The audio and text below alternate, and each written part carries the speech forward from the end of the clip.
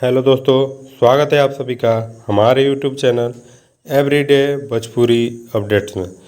दोस्तों, जैसा कि आप सब जानते हैं, पावर स्टार पवन सिंह का आने वाला न्यू सॉन्ग का पोस्टर आउट कर दिया गया है, जो कि धनिया ये जान सॉन्ग होने वाला है, जो पावर स्टार पवन सिंह के ही अपने चहेते विक्की सिंह के चैनल उषा फिल्म से रिलीज होने वाला है।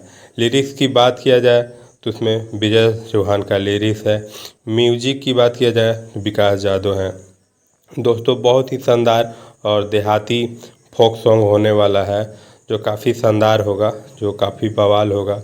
दोस्तों, उसी को लेकर अपडेट देने के लिए पावर स्टार पवन सिंह कल नाइट लाइव आए थे, जिसमें पावर स्टार पवन सिंह गाने के रिलीजिंग को लेकर माफ़ी भी मांगे कि सॉन्ग को आने में थोड़ी लेट हो गई। इसके लिए मैं आप सभी से माफ़ी चाहता हूँ।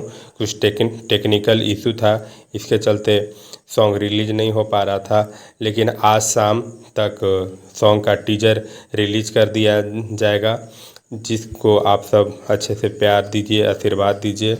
और प्यार आशीर्वाद इसी तरह आएगा सॉन्ग तो बनाए रखिएगा।